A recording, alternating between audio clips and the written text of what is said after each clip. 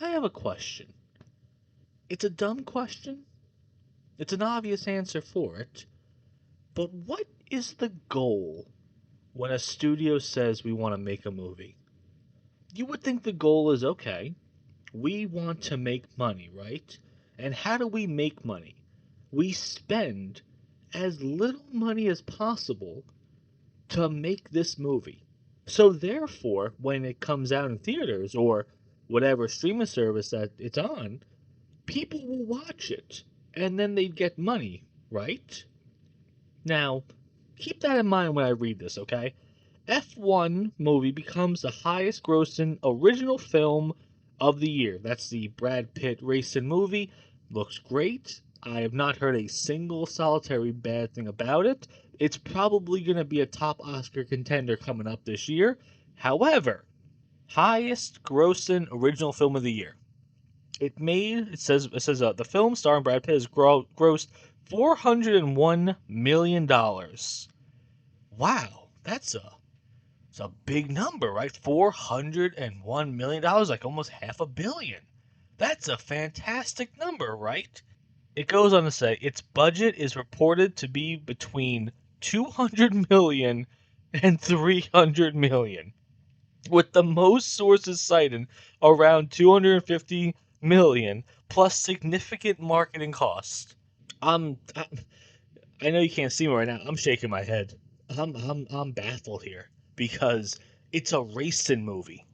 Obviously, if it's like Avatar or something like that, like this complete CGI world of technical effects and all that crap like that, it's a racing movie.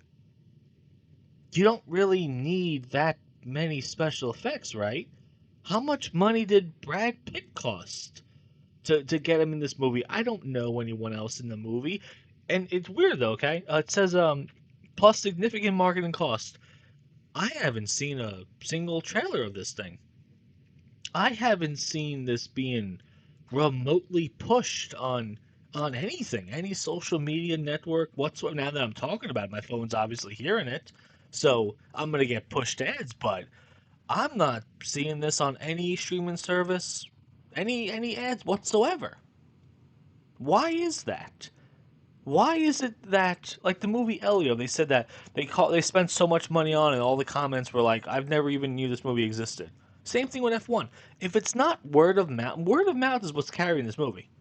That's kind of like what happened with Sinners, I think, because every trailer I saw of Sinners was just talking about the Rotten Tomatoes score. So yeah, looking at this right here, this is not a winning headline at all.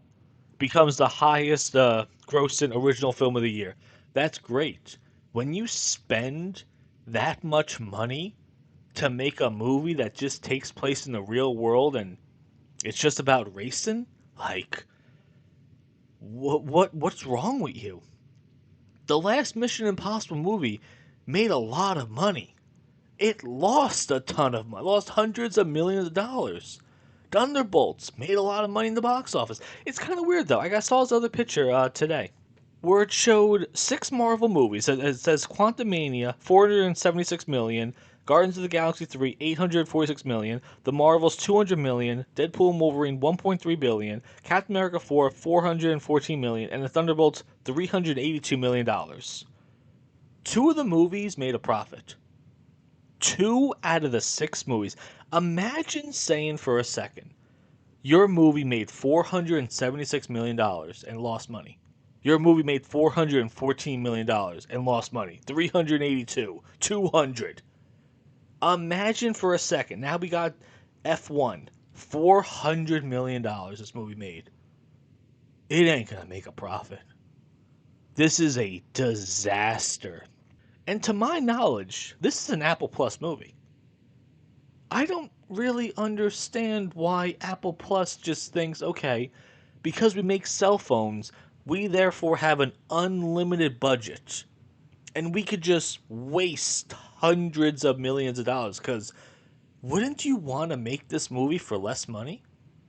Brad Pitt, at this stage of the game, is he a super draw? I think he's a great actor, don't get me wrong.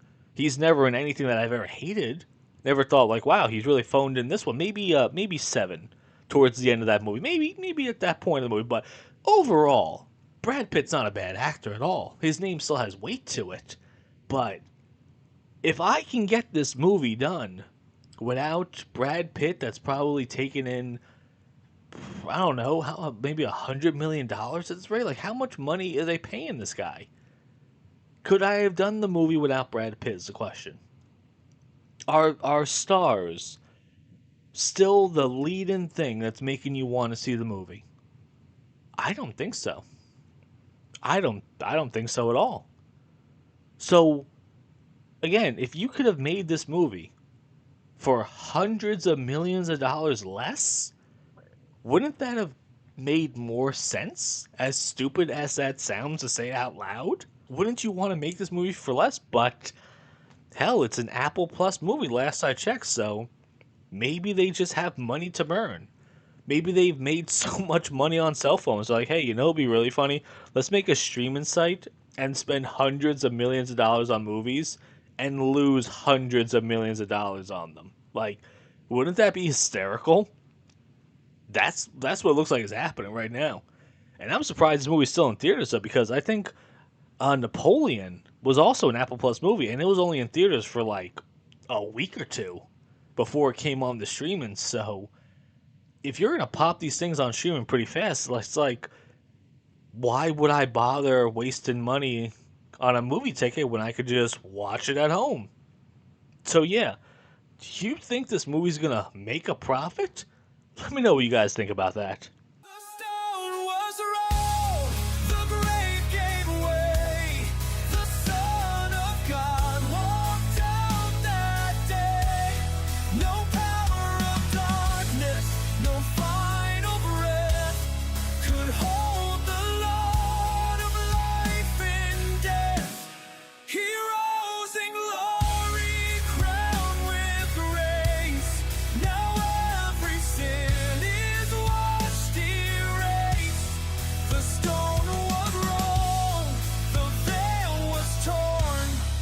Hope was born.